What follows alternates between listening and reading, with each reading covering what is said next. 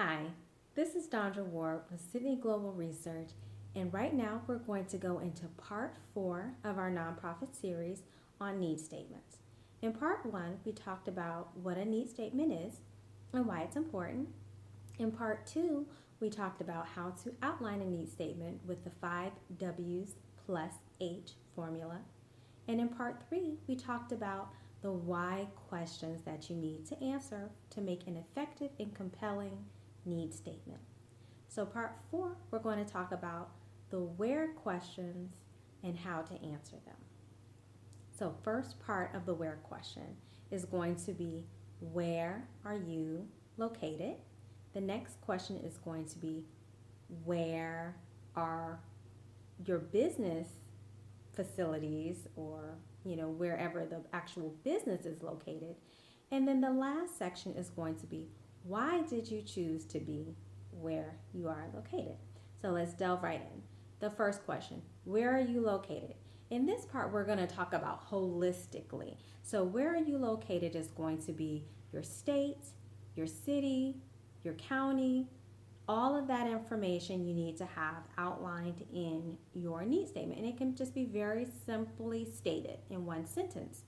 Then you're going to follow up with the second sentence that's going to pull from your demographic data. That's going to come from anywhere. That can come from state websites, that can even come from Wikipedia. And that's going to be information such as we are located in Maryland, we serve these 5 cities which encompass X radius, which is 25% of the state, and it encompasses 200 miles.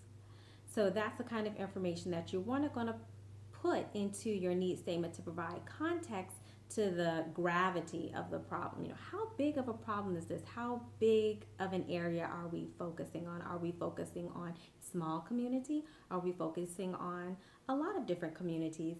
And it's not good or bad to focus on a small section or a large section. It really depends on the things that you're doing, does it match with the organization? So are they looking for projects that are scalable, meaning projects that can be used for a lot of people, or are they looking to have a direct impact on a small subset of people? So that's going to be your first where question that you need to have answered. The second question is again, where are you located? And this time I'm talking about you. Where is your business located?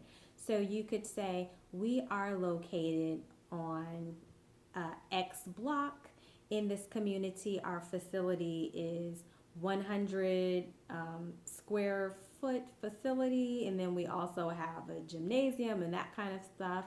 Then you're going to want to talk about how does your location match with the community that you're serving. So for example, if you are a job training facility or you're a facility for the homeless, and earlier in your needs statement you say that people in my community don't have a car, well, it doesn't make sense if your facility is 45 miles away from the people that you're serving. So that's something that you could look at from an operational point of view, but also just from telling the story of your organization. You can say we are located along 5 major bus routes. We're very easy for our community to get to. We're 5 miles away from our impact zone. We are in the impact zone that we're serving. That's your second where question. And then the last question is why. Again, there we go with those why questions. Why did we choose to be located where we are? So this speaks on the intent of your organization and how intentional you are in formulating a plan that's going to effectively meet the needs of your target community. So again, that's going to be if you are focusing on people who need jobs and they don't have cars, you want to say that we are located where we are because we are in, ground zero, so to speak, of the community. We are within a 1 mile duration of our entire population. People can walk to us, people can take a bus to us, people can take a train to us, all of that kind of information that you need to put in. And this is very important because depending on the type of program you are, it's going to make a big difference. I'm going to give some examples. So one example is a college readiness program.